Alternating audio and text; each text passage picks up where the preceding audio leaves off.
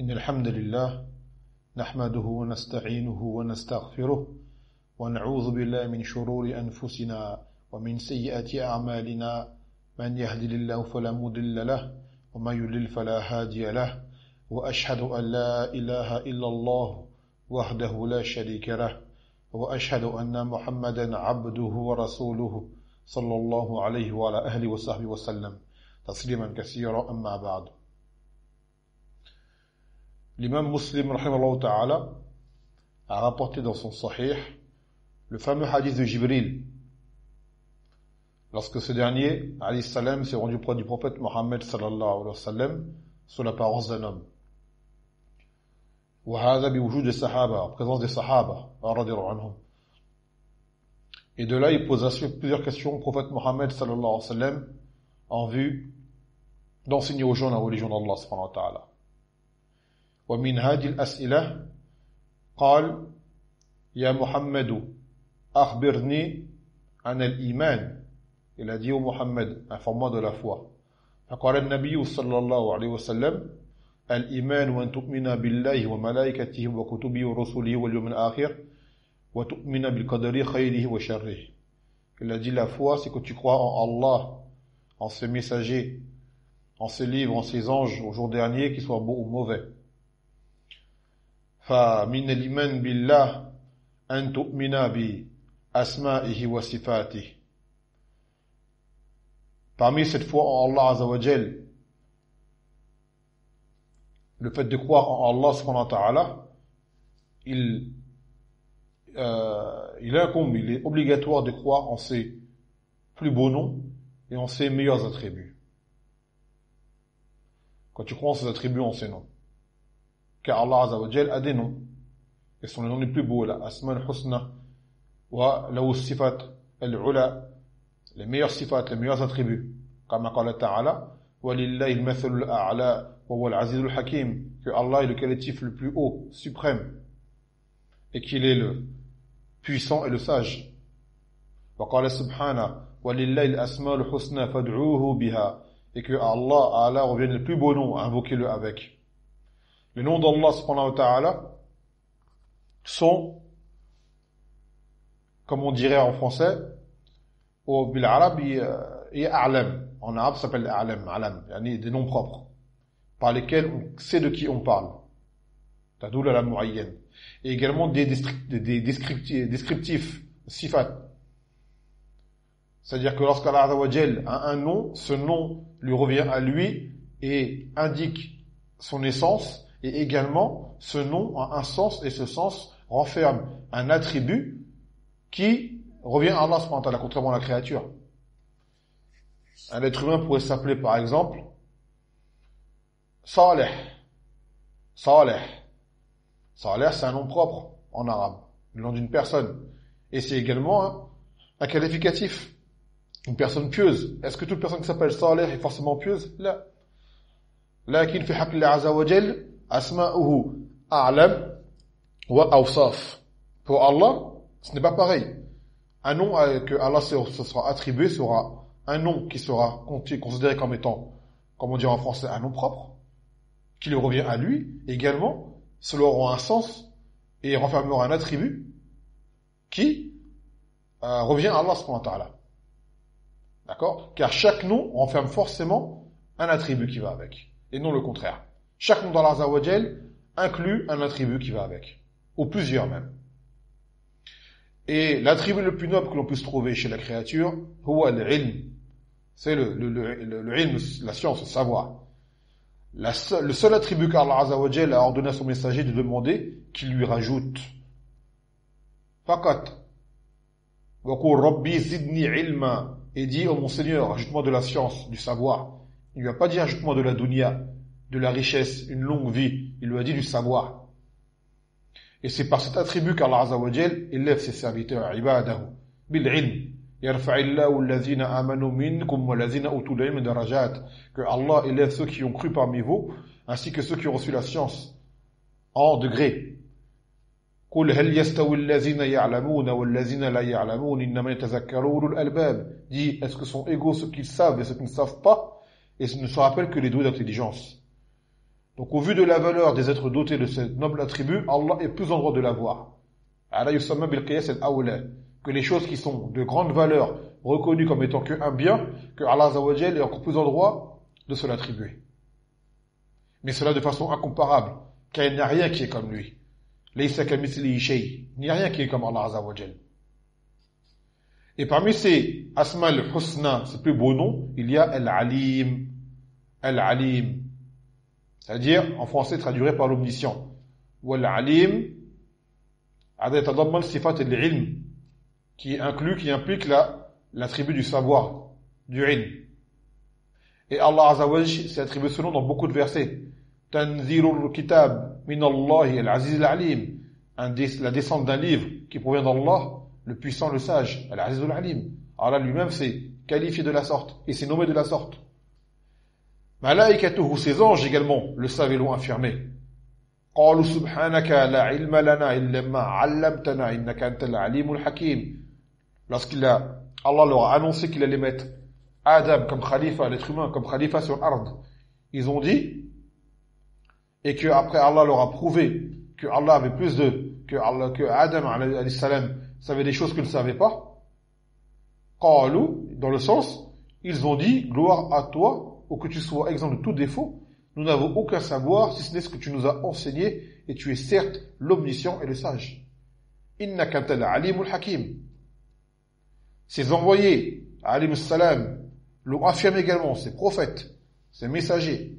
وَإِذْ يَرْفَعُ إِبْرَاهِيمُ الْقَوَاعِدَ مِنَ الْبَيْتِ وَإِسْمَاعِيلُ رَبَّنَا تَقَبَّلْ مِنَّا إِنَّكَ أَنْتَ السَّمِيعُ الْعَلِيمُ. Lorsque Ibrahim, justement, établissait les fondations de la maison avec Ismaïl, ils ont dit, oh Allah, notre Seigneur, accepte de nous, car tu es certes le parfaitement audient et l'omniscient, As-Sami'u, Al-Alim. Ces awliyés, ces rapprochés, l'ont reconnu également. Yaqulu subhana, إذ قالت امرأة عمران ربي إني نظرت لك ما في بطني محررا فتقبل مني إنك أنت السميع العليم. Lorsque la femme de Imran a dit, ô mon Seigneur, je t'ai certes voué en toute exclusivité ce qu'il y a dans mon ventre, alors accepte de moi, car tu es certes le Samir, l'omni, celui qui est parfaitement audient, et le Alim, celui qui est l'omniscient. Les mushrikoun eux-mêmes, a'da'ullahi, pour les théistes eux-mêmes qui ont osé nier certains noms d'Allah, comme Ar-Rahman ou Ghayr Dhalika, ont affirmé ce nom, Al-Alim. وَلَئِنْ سَأَلْتَهُمْ مَنْ خَلَقَ السَّمَاوَاتِ وَالْأَرْضِ لَيَقُولُنَّ خَلَقَهُنَّ الْعَزِيزُ الْعَلِيمُ. Si jamais tu venais à leur demander qui donc a créé les cieux et la terre, ils diront certes, ils ont été créés par le Tout-Puissant et par l'Omniscient, Al-Azizu Al-Alim. Ils étaient des Arabes, au sens pur du terme. C'est-à-dire cette langue, ils la connaissaient parfaitement. Ils savaient très bien ce que voulait dire Al-Alim. Donc Allah sait tout. Un ilm qui n'a jamais été précédé d'ignorance, de jahl, il ne sera jamais atteint d'oubli. وَمَا كَانَ رَبُّكَ نَسِيًّا, et que ton Seigneur n'oublie pas. Un ilm qui englobe toutes choses. إِنَّ اللَّهَ لَا يَخْفَى عَلَيْهِ شَيْءٌ فِي الْأَرْضِ وَلَا فِي السَّمَاءِ.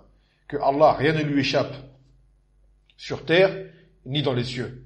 وَيَعْلَمُ مَا فِي الْبَرِّ وَالْبَحْرِ وَمَا تَسْقُطُ مِنْ وَرَقَةٍ إِلَّا يَعْلَمُهَا وَلَا حَبَّةٍ فِي ظُلُمَاتِ الْأَرْضِ وَلَا رَطْبٍ وَلَا يَابِسٍ إِلَّا فِي كِتَابٍ مُبِينٍ. Il sait ce qu'il y a sur terre et dans la mer, et tout ce qui tombe comme feuille. Il ne tombe pas une feuille sans qu'il ne le sache, ni une graine dans les ténèbres de la terre, ni une chose humide ou une chose sèche, sans que cela soit dans un kitab explicite. Toute chose, rien ne lui échappe. Un livre explicite dans lequel tout fut inscrit par la plume.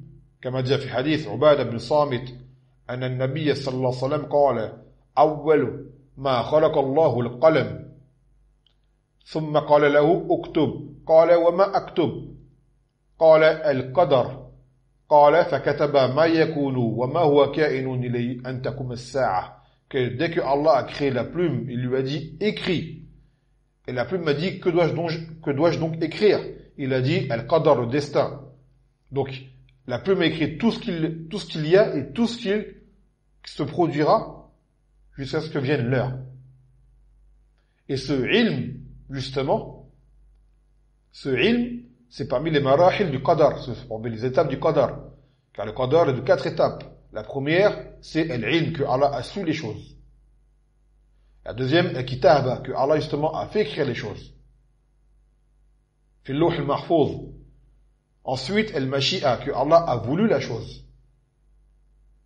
Et celle-ci, qu'il l'aime ou qu'il ne l'aime pas. Allah l'a voulu, elle a eu lieu. Elle a voulu plutôt, et ensuite Allah Azza wa Jal l'a créée. C'est-à-dire cette chose s'est produite. Qui n'est pas une chose qui s'est produite. Fi hadhihi dunya, sans que Allah l'ait voulu au préalable. Et que cela a été écrit. Et que Allah l'a su. Hadihi marahil al-qadar. Donc Allah sait ce qui est. Et sait ce qui aurait été de ce qui n'a pas eu lieu. Dans les choses que les gens s'imaginent, ça aurait été comme ceci, tu ne sais pas, mais Allah le sait lui. Si telle chose n'avait pas été faite, qu'est-ce qui serait produit à sa place? وهكذا. كما قال سبحانه بل بدا لهم ما كانوا يخفون من قبل ولو ردوا لعادوا لما نهوا عنه وإنهم لكاذبون. À propos des kuffars, il a dit qu'il aurait apparu ce qu'ils cachaient auparavant et que si jamais ils étaient revenus, c'est-à-dire à la vie, ils auraient recommencé ce dont ils ont été interdits. Car ils sont des gens qui mentent. Pourquoi? Parce qu'une fois que les kuffars seront dans le feu, ils diront Ya laytana nuraddu wa la nukazziba bi ayati rabbina wa nakuna minal mu'minin. Ils diront pauvre de nous que nous revenions à la vie afin que nous puissions démentir les versets de notre Seigneur, c'est-à-dire nous allons y croire et que nous soyons du nombre des croyants. Malgré cela, Allah Azza wa Jal sait qu'ils mentent, qu'ils savent qu'ils étaient revenus à la vie, ils auraient recommencé à m'y croire. Donc, Allah le sait, malgré tout. Et dans un grand nombre de versets, Allah s'est attribué le ilm, en y ajoutant également al-hikmah, la sagesse. Le fait de mettre une chose à sa place. Contrairement à l'homme, l'être humain, cette vile créature dont la base est l'ignorance et l'injustice, innahu kana zaluman jahula, qu'il était certes grand injuste et ignorant. Wallahu akhrajakum min butuni ummahatikum la ta'lamuna shay'a.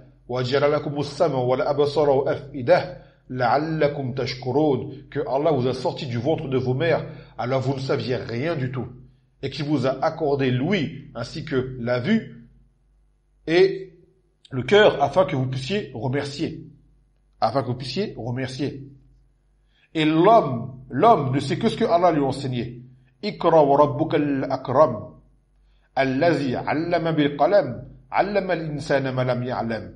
Lis, car ton Seigneur est le plus noble, celui qui a enseigné par la plume, qui a enseigné à l'homme ce qu'il ne savait pas. Et malgré tout, cette chance que Allah a accordée à l'homme n'est qu'une chose infime, minime, de faible quantité. Kama qala subhanahu wa ma utitum min al-ilm illa qalila. Cependant, vous n'avez reçu que très peu de savoir. Et ce peu de savoir que l'être humain a reçu, il est amené à l'oublier. Ce n'est même pas une chose qui est stable. كما قال سبحانه والله خلقكم ثم يتوفاكم ومنكم من يرد إلى أرذل العمر لكي لا يعلم بعد علم شيئا إن الله عليم قدير. Que Allah vous a créé puis vous a fait mourir et par certains d'entre vous seront ramenés à l'âge le plus vil de sorte qu'après avoir su ils ne puissent rien savoir. L'homme âgé commence, comment dire, à devenir sénile et oublier. Tout ce qu'il a appris, il l'oublie en général.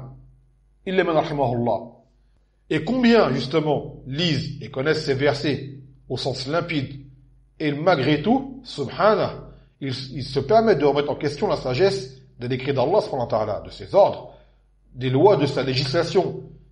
Ils veulent même les changer, voulant par cela, d'après ce qu'ils prétendent, l'intérêt général pour les gens. Yani, comme on le voit dans cette époque, ils délaissent la sharia, shar'Allah, al-kamil, shamil, alladhi fi masalih al-ibad, fi dunya wal-akhirah, ils veulent les changer pour juger par al-ahkam al-wad'iyah, par les lois humaines. Pour différentes raisons. Qala subhana, ittabi'a ma uhiya ilayka min rabbik, la ilaha illahu, wa a'rid al-mushrikin. Et suis ce qui t'a été révélé de ton Seigneur. La ilaha illahu, nulle divinité n'est adorée en dehors de lui, et détourne-toi des associateurs. Ou d'autres veulent faire passer leur raison sur les versets du Coran ou sur les ahadith as-sahiha. Ils font passer leur compréhension sur celle des sahaba, des salafs, pensent comprendre mieux que eux. Et pire encore, des kuffars qui vont encore plus loin que cela, comme vous le savez, ils font preuve d'un kibr, azim, d'un orgueil immonde, à tel point que certains d'entre eux en sont arrivés à nier carrément l'existence d'Allah subhanahu wa ta'ala malgré tous les éléments évidents devant eux. Une fois que l'homme détient ce qu'il pense être dans sa maslaha, il devient orgueilleux. Kalla innal insana layatagha an ra'ahu istaghna. Inna ila rabbika laruj'a. Que l'homme devient, justement, se met à outrepasser. Et il se voit comme pouvant se suffire à lui-même.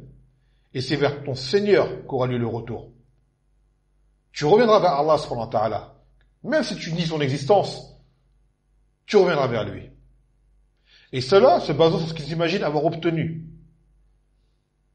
Obtenu, comme savoir. Alors que cela n'est que de la pure ignorance, du genre le plus abject qui soit de l'ignorance qui s'appelle al-jahl al-murakkab, qui est ce qu'on appellerait l'ignorance aggravée, c'est-à-dire le fait que tu ne sais pas, tu ignores, et tu ignores que tu ignores. C'est-à-dire tu sais, tu penses savoir, tu ne sais pas. C'est la pire forme d'ignorance que tu puisses avoir. Le savoir de ces koufars, aussi large peut-il paraître à nos yeux, et cela par leurs inventions, par leur technologie, par leur avancée, comme ils le prétendent, moderne, cela ne reste que superficiel et ne leur apportera aucun profit pour obtenir la réussite fil akhirah, dans l'au-delà. يَعْلَمُونَ ظَاهِرًا مِنَ الْحَيَاةِ الدُّنْيَا وَهُمْ عَنِ الْآخِرَةِ هُمْ غَافِلُونَ. Qu'ils ne connaissent qu'un apparent de la vie de ce bas monde, alors qu'ils sont inattentifs à l'au-delà. أَوَلَمْ يَتَفَكَّرُوا فِي أَنفُسِهِمْ مَا خَلَقَ اللَّهُ السَّمَاوَاتِ وَالْأَرْضَ وَمَا بَيْنَهُمَا إِلَّا بِالْحَقِّ وَأَجْلٍ مُّسَمًّى وَإِنَّ كَثِيرًا مِنَ النَّاسِ بِلِقَاءِ رَبِّهِمْ لَكَافِرُونَ. Ne se mettraient-ils pas donc à réfléchir sur leur propre personne en création en eux-mêmes, que Allah n'a pas créé les cieux et la terre, et ce qui est entre les deux, si ce n'est par vérité, et pour un terme déterminé, et que beaucoup de gens, justement, sont mécroyants envers la rencontre avec leur Seigneur. Allah subhanahu wa ta'ala leur a donné tous les éléments suffisants pour qu'ils reconnaissent sa présence, son existence, et malgré cela, ils en sont arrivés pour beaucoup au stade de nier cela. Donc, à quoi leur sert le ilm? À quoi? C'est comme si on avait des gens qui inventeraient un moyen de produire une lumière diurne, une lumière de journée, par je ne sais quel procédé sophistiqué, au point de n'oublier que le soleil existe. Le soleil, il est là à la base. Et sa lumière est la meilleure qui puisse être. Malgré cela, la personne cherche à trouver des procédés pour avoir une lumière diurne. Ça lui sert à quoi? Tout ce qu'il va faire, à rien du tout.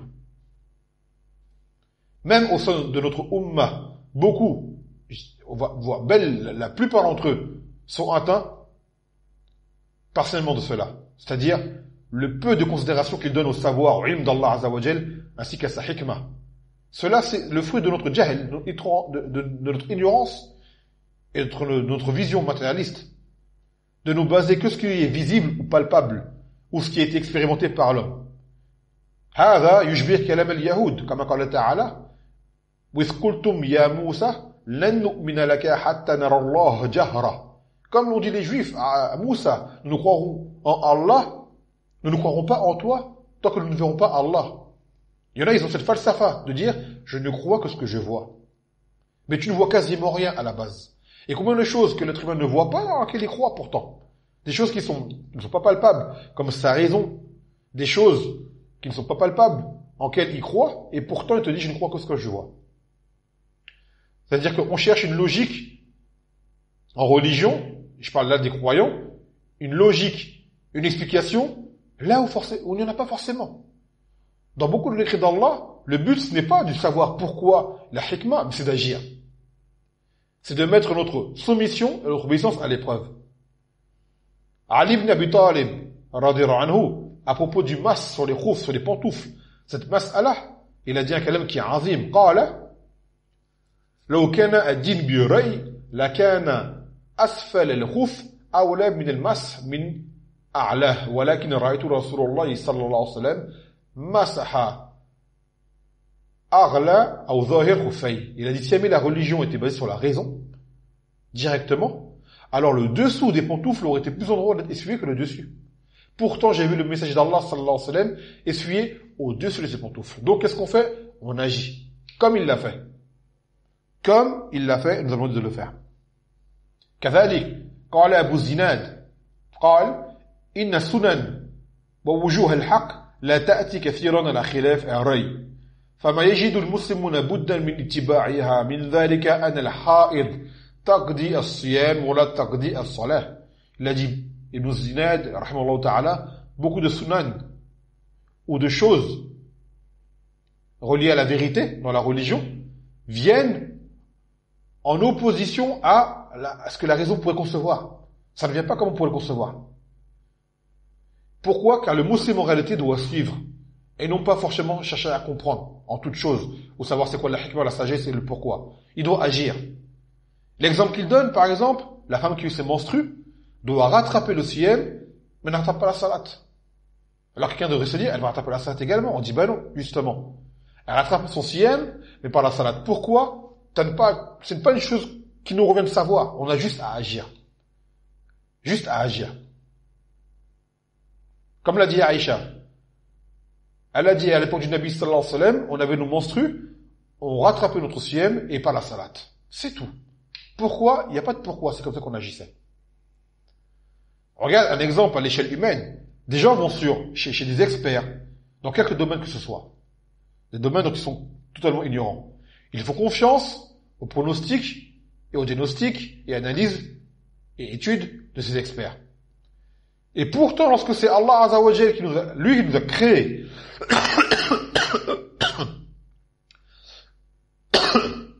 ainsi que tout l'univers, dans toute son immensité, et dont la création dépasse notre entendement,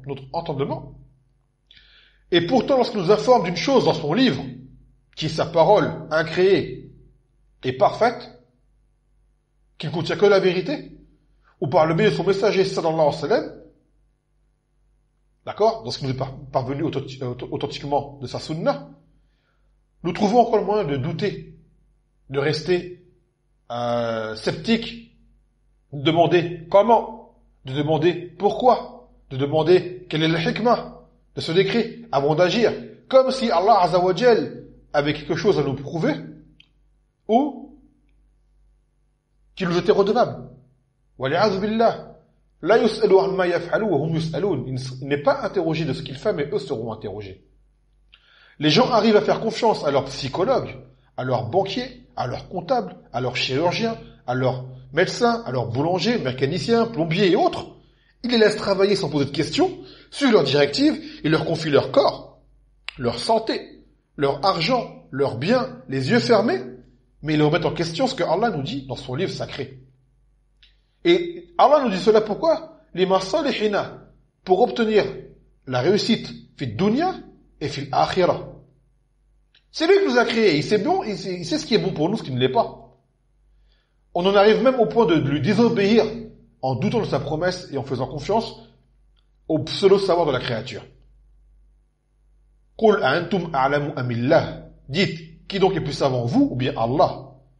Il n'y a pas un croyant qui osera le dire le contraire. Et pourtant, dans nos agissements, bilisan al-hal, na'mal bidhalika. Nos actes montrent comme si on se croyait plus savant que lui. Wali'adhu billah. Toutes ces choses que Allah Azza wa Jalla a mis sur terre à notre service, et parmi elles, une minorité nous ont été rendues illicites et nous sont haram. Des gens vont dire, pourquoi Allah l'a créé et l'a mis à ma portée, puis je dois m'en priver par la suite. Mais pourquoi? Pourquoi? Pour nous éprouver afin d'agir, de savoir qui agira le mieux. Inna ja'alna ma'ala al-ard zinatan laha liyabluwahum ayyuhum ahsanu amala. Nous avons certes mis ce qui est sur terre comme parure afin de les éprouver qui donc agira le mieux. Car Allah ne nous a pas créé pour qu'on profite de la vie et n'en tirer que du plaisir ou pour faire ce qu'il nous plaît, mais pour l'adorer. L'ibadati. Et dans l'adoration, il y a at-ta'a, l'obéissance, faire ce qu'il a ordonné et délaisser ce qu'il a interdit.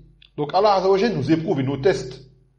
Ya ayyuhalladhina amanu la yabluwannakumullahu bishay'in min al-sayd tanaluhu aydikum wa rimahukum liya'lama Allahu man yakhafuhu bil ghayb.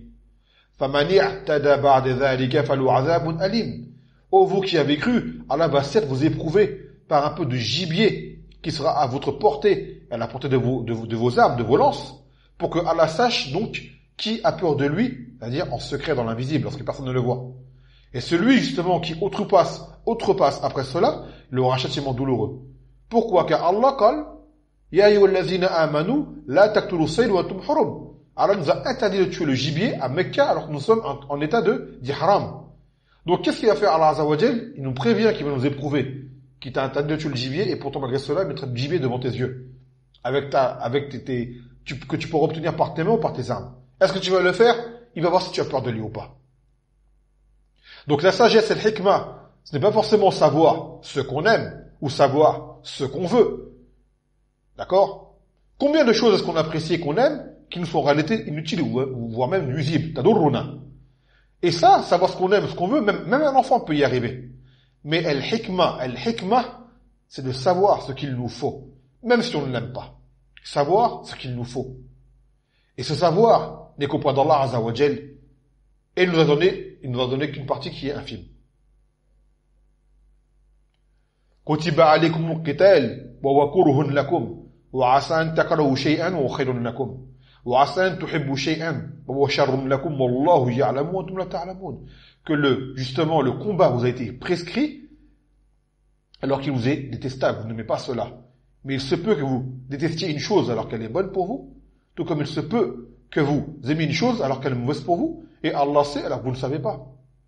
Allah il sait alors que vous ne savez pas. Même si une chose peut nous paraître déplaisante à nos yeux, cela ne veut pas dire qu'elle est mauvaise pour nous. Combien de choses on n'aime pas? Un exemple, l'enfant, combien de choses qu'il n'aime pas sont bonnes pour lui? Tu vas donner à un enfant un plat de légumes verts cuits à la vapeur, il va pas aimer ça, il va vouloir des frites, il va vouloir des bonbons, il va vouloir des choses, voilà, qui seront agréables dans son palais, et pourtant ces légumes sont meilleurs pour lui. Est-ce qu'on va écouter ce que l'enfant il a à dire? Non. Et l'enfant n'est qu'un début d'homme. Donc nous c'est pareil. Si cette chose, cet ordre, nous vient d'Allah subhanahu wa ta'ala, elle ne peut apporter qu'un bien. Que l'on s'en rende compte ou pas. Si Allah nous donne de faire une chose, nous indique une chose, et qu'il aime cette chose-là, elle ne peut être que bonne pour nous. يقول سبحانه ولو أن كتبنا عليهم أن اقتلوا أنفسكم أو يخرجوا من دياركم ما فعلوه إلا قليل منهم ولو أنهم فعلوا ما يوعظون به لكان خير لهم وأشد تثبيتا وإذا لآتيناهم من لدنا أجرا عظيما ولهديناهم صراطا مستقيما. Que si nous avions écrit, nous leur avions ordonné que vous vous tuiez, c'est-à-dire si Allah nous avait dit que nous devions nous tuer nous-mêmes ou nous expulser nous-mêmes de nos maisons, seulement peu d'entre nous l'auraient fait. Et si jamais ils avaient fait ce qu'il leur a été demandé de faire, cela aurait été meilleur pour eux et de plus fort affermissement. Et nous leur aurions donné donc, de notre part, une grande récompense et nous les aurions guidés vers un chemin droit. Allah il te dit, même si tu avais demandé que tu te tues et que tu sortes de chez toi, peu l'aurait fait, et si jamais on l'avait fait, cela aurait été meilleur pour nous. Pour te dire à quel stade cela nous emmène à méditer. Combien d'exemples en cela ont été donnés? Lorsque Allah Azza wa Jal a voulu savoir aux malaïkas qui était vraiment Iblis. وَإِذْ قَالَ رَبُّكَ لِلْمَلَائِكَةِ إِنِّي جَاعِلٌ فِي الْأَرْضِ خَلِيفَةً قَالُوا أَتَجْعَلُ فِيهَا مَنْ يُفْسِدُ فِيهَا وَيَسْفِكُ الدِّمَاءَ وَنَحْنُ نُسَبِّحُ بِحَمْدِكَ وَنُقَدِّسُ لَكَ قَالَ إِنِّي أَعْلَمُ مَا لَا تَعْلَمُونَ. Lorsque ton Seigneur a dit aux anges, je vais certes mettre sur terre un successeur, c'est-à-dire quelqu'un qui va faire appliquer mon ordre. Ils ont dit, vas-tu y mettre celui qui va semer le désordre et qui va faire couler le sang, alors que nous te glorifions pour ta louange et nous te sanctifions? Allah il leur a dit, certes je sais ce que vous ne savez pas. L'ange a eu un peu de savoir quel était le hal de l'être humain. Mais il ne savait pas tout ce qu'il y avait à savoir. Pour preuve, Allah l'a dit à Adam, c'était le nom de toute chose, alors que les anges n'ont pas pu le faire. Puis, quand Allah subhanahu wa ta'ala, وَإِذْ قُلْنَا لِلْمَلَائِكَةِ اسْجُدُوا لِآدَمَ فَسَجَدُوا إِلَّا إِبْلِيسَ أَبَى وَاسْتَكْبَرَ وَكَانَ مِنَ الْكَافِرِينَ. Lorsque nous avons dit aux anges, prosternez-vous pour Adam, ils sont tous prosternés. Hormis qui? Iblis, qui s'est enflé d'orgueil et qui était du nombre des mécréants.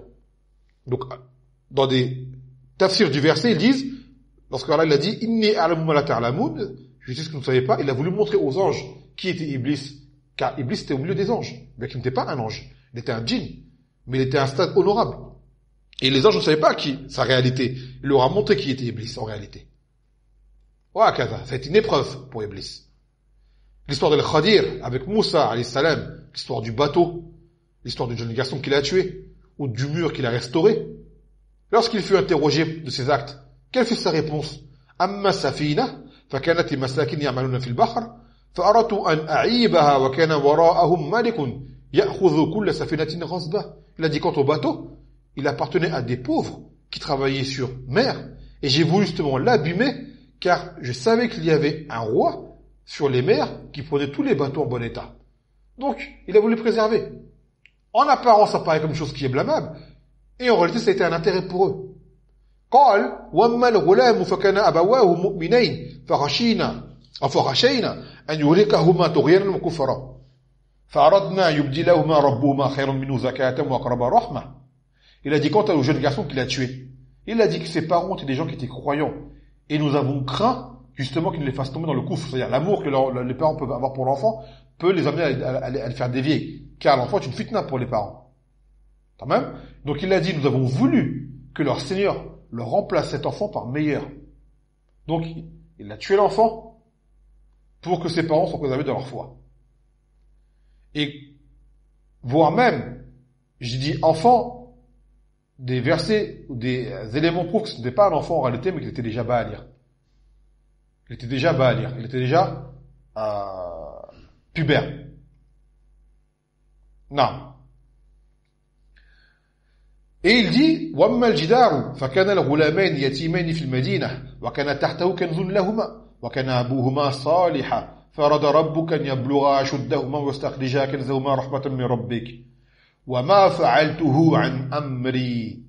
Il a dit quant au mur, il appartenait à deux jeunes orphelins dans la ville et il était enfoui sous ce mur justement un trésor qui appartenait à leur père. Et leur père était un homme pieux. C'est-à-dire qu'il avait laissé cela en héritage pour ses enfants.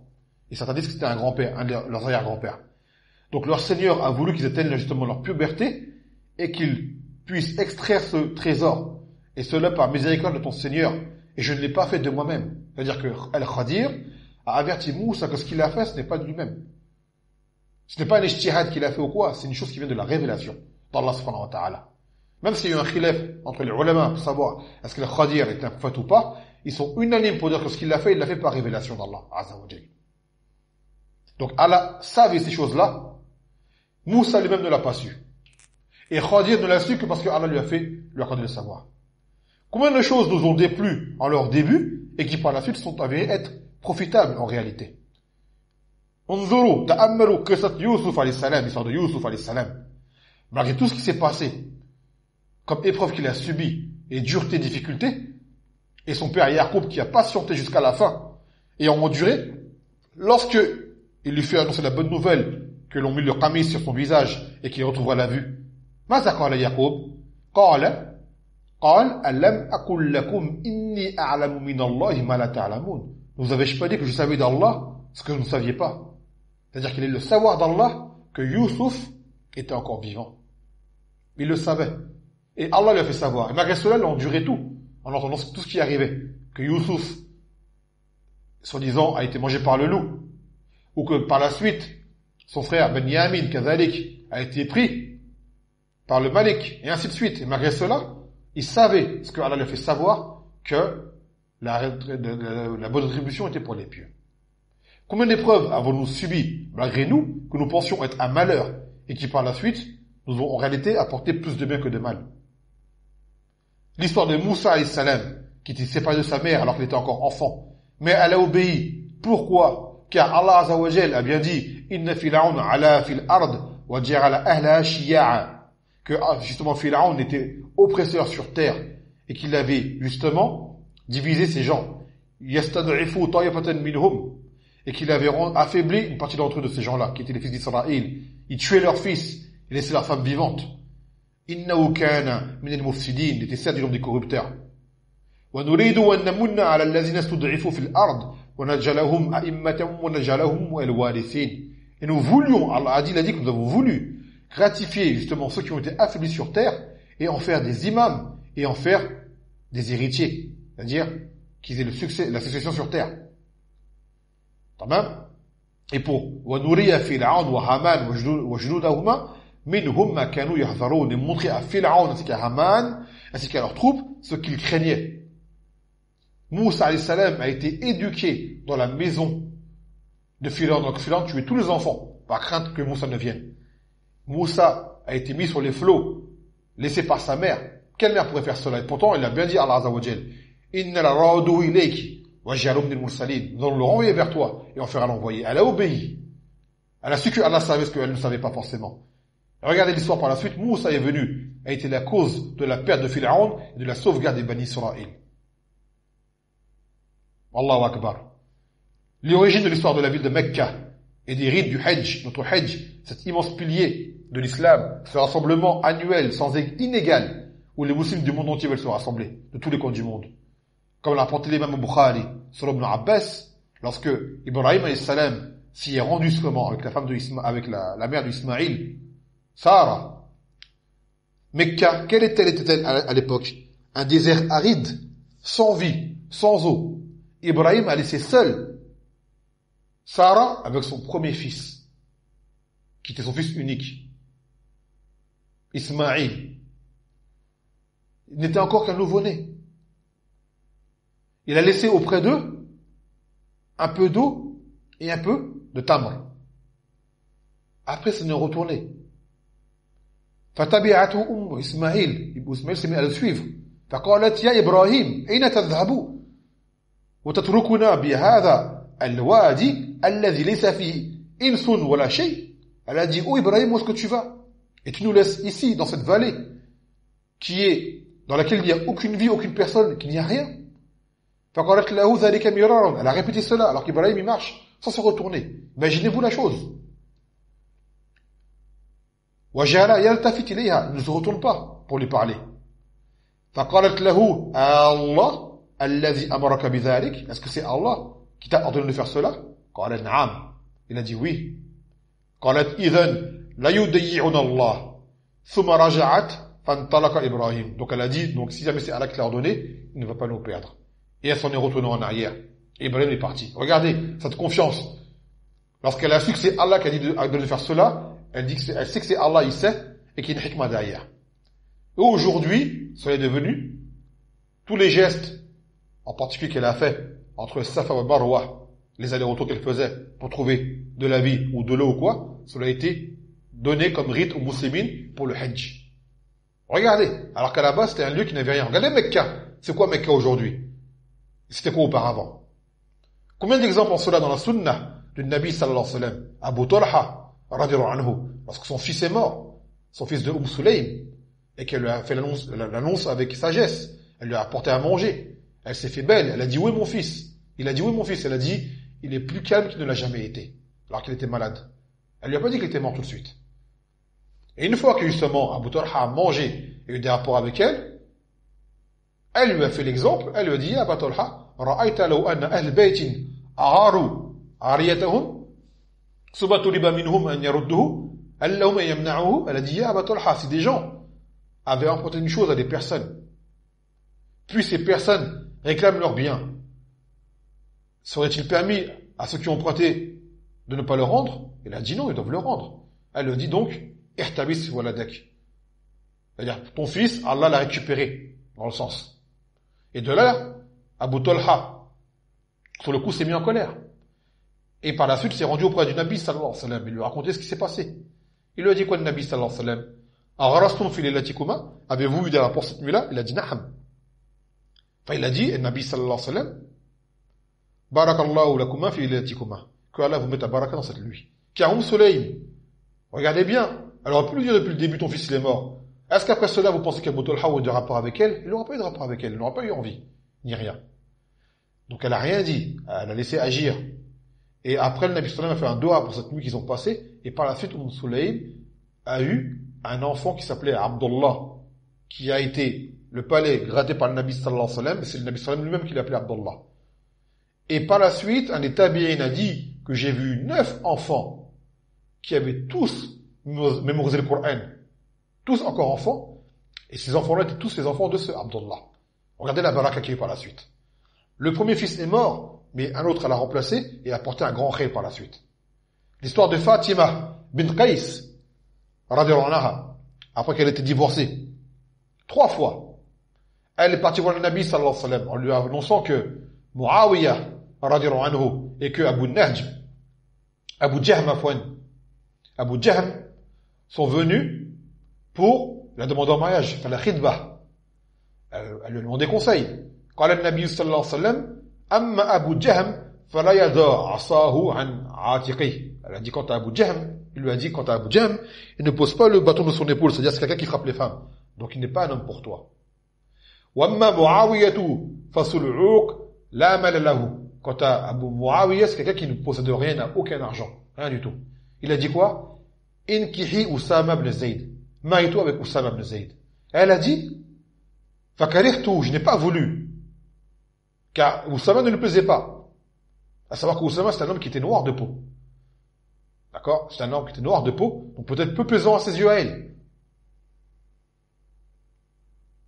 Donc à ce moment-là, le Nabi sallam, il a bien dit, Inkihi Usama, marie-toi avec Usama.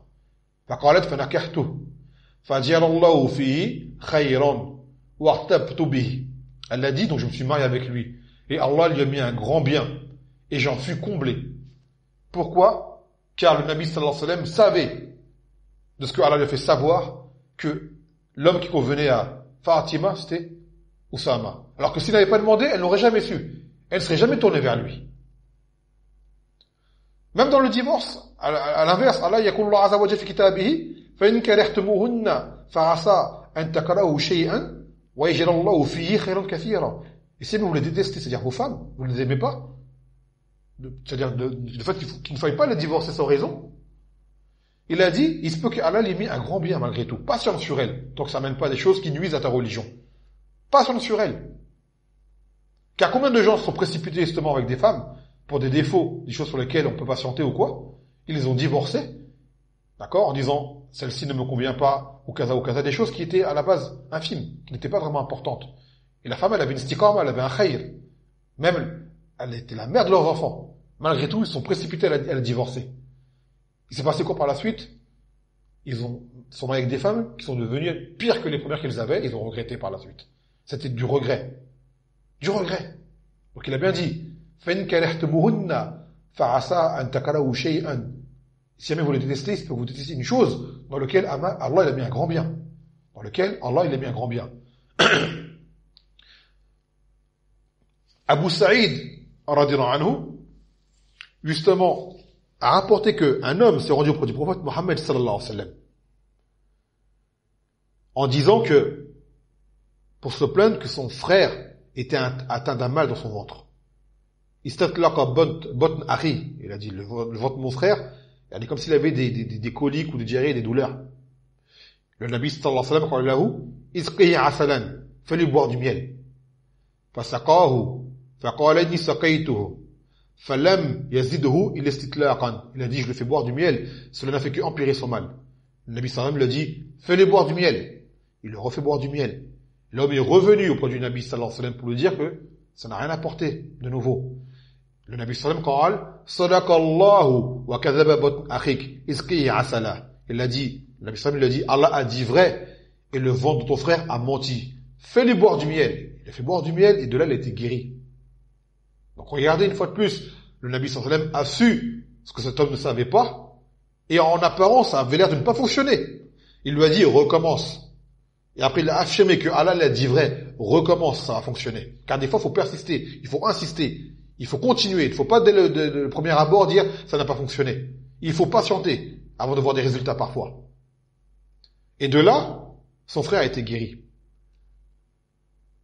Des gens sont devenus des anadiqah, sont sortis de l'islam.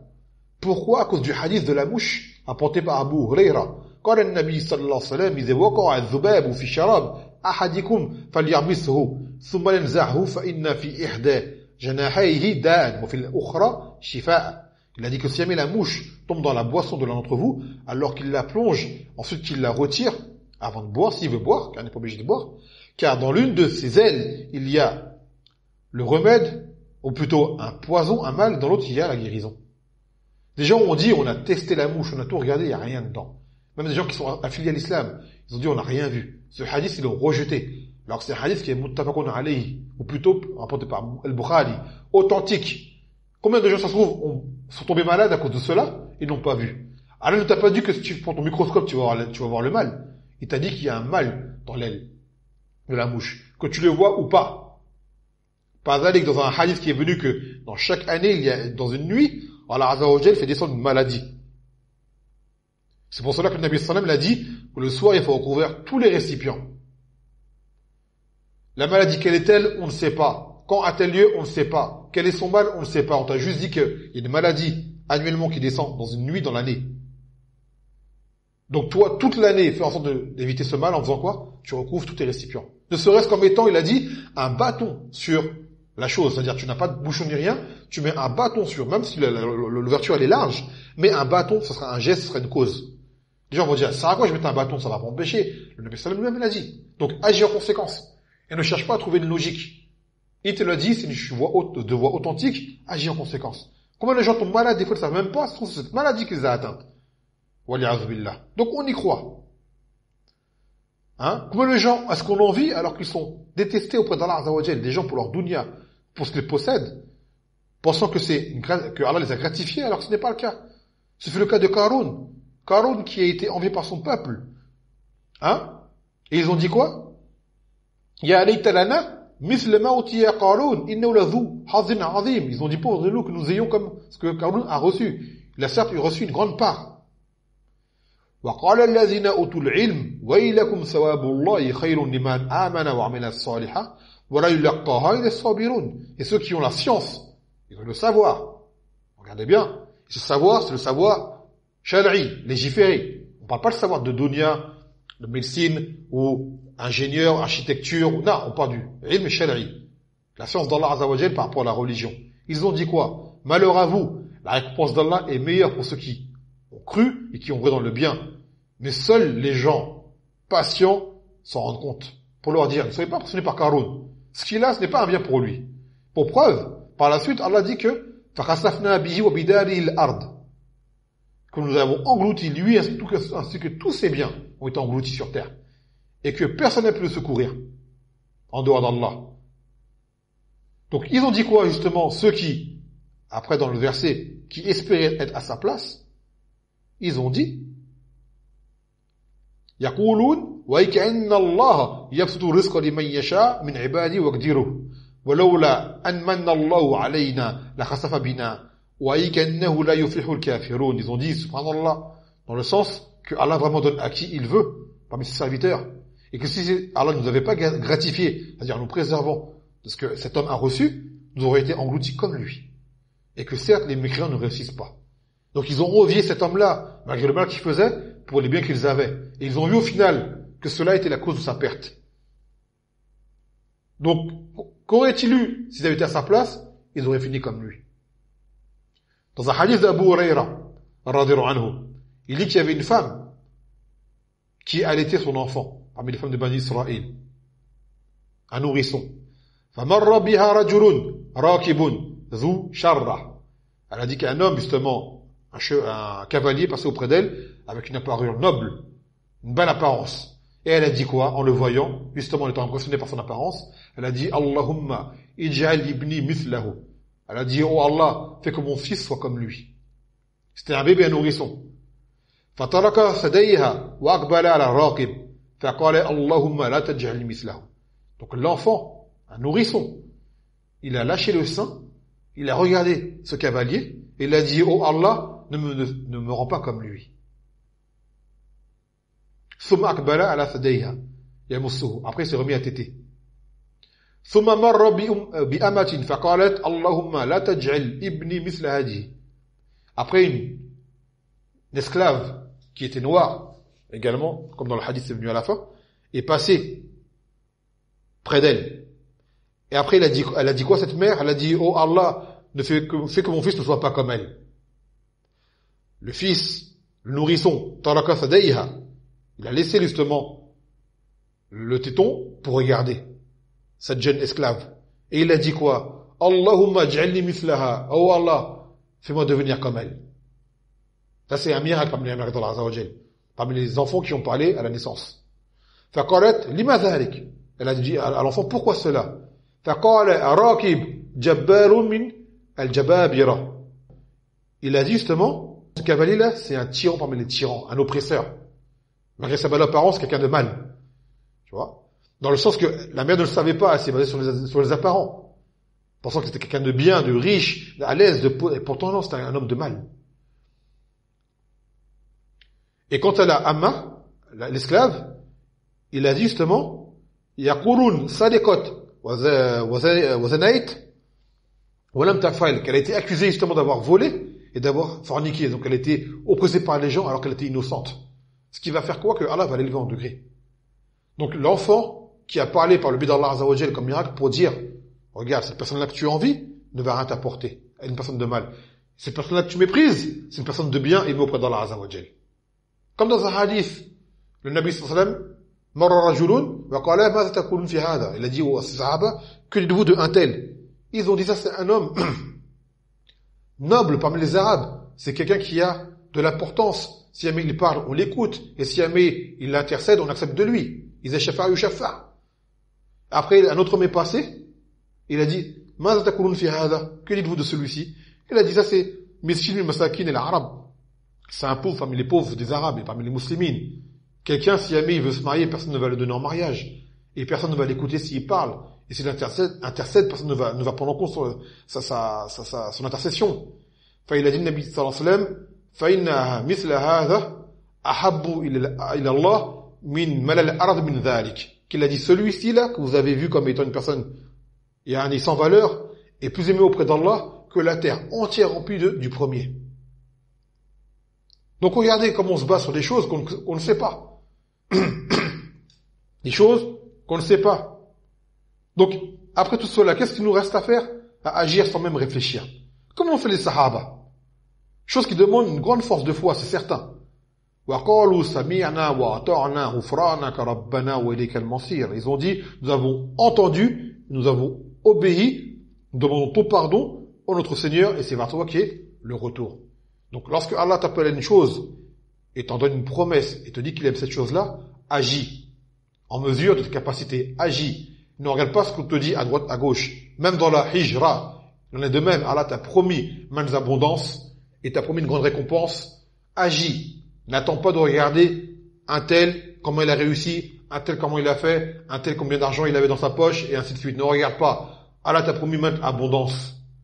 Maintenant, ces maintes abondances peuvent être différentes.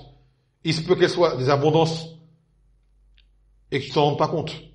Comme on l'a dit, Inna Allah ya'lamu wa antum la ta'lamun. Allah sait, vous ne savez pas, et Allah te l'a promis. Et Allah a appelé cela, Maghanima kathira. Wasa'a. Abondance et largesse. Allah les a nommés de la sorte, c'est qu'elles le sont pour lui. Elles ne sont pas pour toi, elles sont pour lui. Donc tu sais que ça l'est pour Allah Azza wa Jal, alors aqbil ala biqalbik wa amal bih. Et dans plein de choses, ne pas abandonner, délaisser, et de croire en la promesse d'Allah subhanahu wa ta'ala. Si on voit qu'elle s'accomplit vraiment pas, c'est qu'il y a un problème chez nous. C'est qu'il y a un problème chez nous. Et si jamais on ne se rend pas compte, c'est peut-être qu'on l'a reçu, mais qu'on ne voit pas ce bienfait. Et si on ne le voit pas, on ne le remerciera pas. Et si on ne le remerciera pas, il nous sera retiré. Et une fois qu'il nous sera retiré, c'est là qu'on verra ce qu'on avait comme khayr. Voilà le musta'an. فبيدك نكتفي فسبحانك وبحمدك لا إله إلا أنت استغفرك وأتوب إليك